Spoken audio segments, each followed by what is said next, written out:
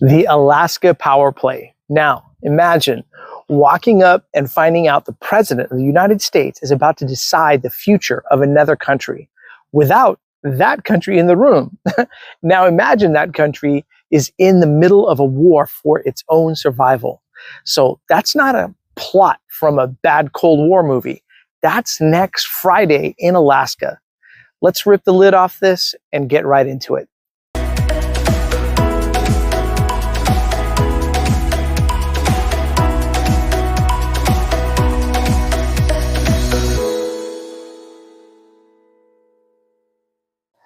Hi guys, how's everybody doing? Thank you so much for joining me on the baseline today. So Trump, Putin, but no Zelensky. So let me ask you this. Is this peace, or is this the moment America becomes the PR department for the Kremlin? Now, this isn't just another diplomatic meeting. This is a headline grabber. So a former US president, now back in power, hosting Vladimir Putin on American soil. The first time since Russia invaded Ukraine. It's high stakes, it's unprecedented, and it's risky. Because if you read between the lines here, this isn't about ending the war. It's about redrawing the map permanently. And the people who actually live on that map, they're not invited to this meeting. It's crazy. So here's what we're diving into today. Why Zelensky just told Trump no decisions about Ukraine without Ukraine being there. And what Europe is doing right now to make sure this meeting doesn't hand Putin the win he couldn't get on the battlefield. And how this could change international law in a way that makes the whole world less safe, not just Ukraine. Now, before we unpack that, let me ask you this, or let me put it this way. If an aggressor can invade your land, kill your people, and still walk away with more territory than they started with, what stops the next one? Taiwan, the Baltics, Poland? You see where all this goes? Drop a comment in the section below. Let me know what you guys think about that. Now, the Alaska stage, Trump posts on Friday, right? Highly anticipated meeting between myself and Vladimir Putin will take place in the great state of Alaska. That's what Trump said. No mention of Ukraine at the table. No mention of Zelensky. And it's like throwing a custody hearing for someone's kids and forgetting to invite the parents. And Putin, he's already smiling, guys, because step one of any power move is controlling the guest list. Now, Zelensky fires back here. Zelensky's response, pure steel. He calls Europe, he calls the UK, Germany, France, the whole network, right? And his message is simple. You don't carve up, or you don't get to carve up my country like a Thanksgiving turkey just because two men in a room say so. And the man literally says, we will not gift our land to the occupier. It's not just a moral stance. In Ukraine's constitution, giving up territory is illegal. So Trump's territory swap idea, it's dead on arrival.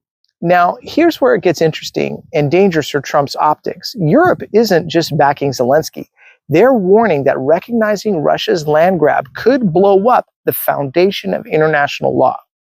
Because if might makes right, there's no rules-based order anymore, right? There's just winner takes all. Now, Macron, Stammer, Scholz, they're all basically saying Ukraine's future can't be decided without Ukraine. Even NATO is spelling it out. Exclude Ukraine, and you're setting a precedent that every aggressor is going to exploit. Now, Putin's endgame here, Putin's not showing up in Alaska for the coffee. He wants recognized control over annexed territories. NATO off Ukraine's doorstep, and sanctions relief. In other words, a victory he couldn't earn in 3 years of war. And Trump, by floating swaps and getting some back, he's signaling he's open to giving Putin most of what he wants, as long as there's a ribbon on it labeled peace deal. Now, remember when Trump said he'd end the Ukraine war in 24 hours?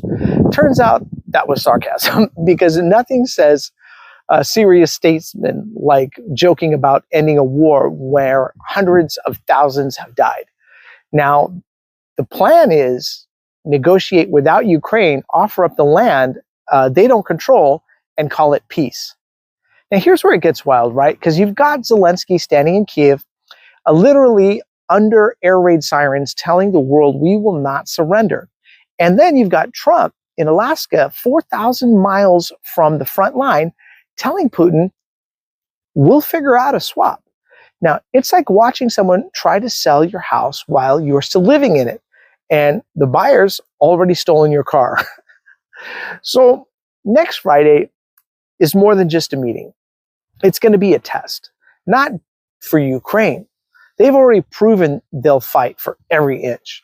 It's a test for America, the United States. Do we still stand for sovereignty, or are we just the new auctioneer for whoever's willing to deal?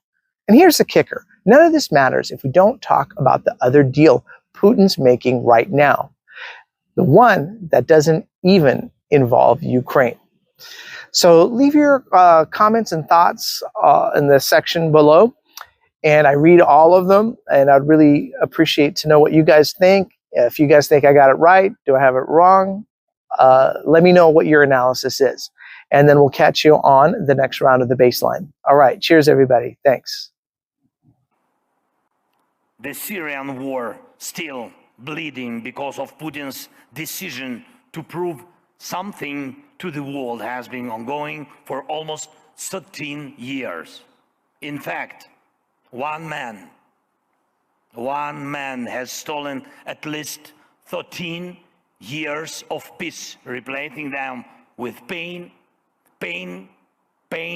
and crises that impact the entire world. Putin is trying to normalize what should have ended in the 20th century. Mass deportations, cities and villages razed to the ground, and the terrifying feeling that the war may never end.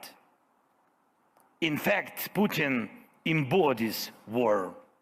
We all know that he is the sole reason why various wars and conflicts persist, and why all attempts to restore peace have failed, and he will not change. He will not change. We must change. We all must change to the extent that the madness that resides in this man's head or any other aggressor's head will not prevail. Putin is frank about what he wants, what he does, and who his targets are. His answer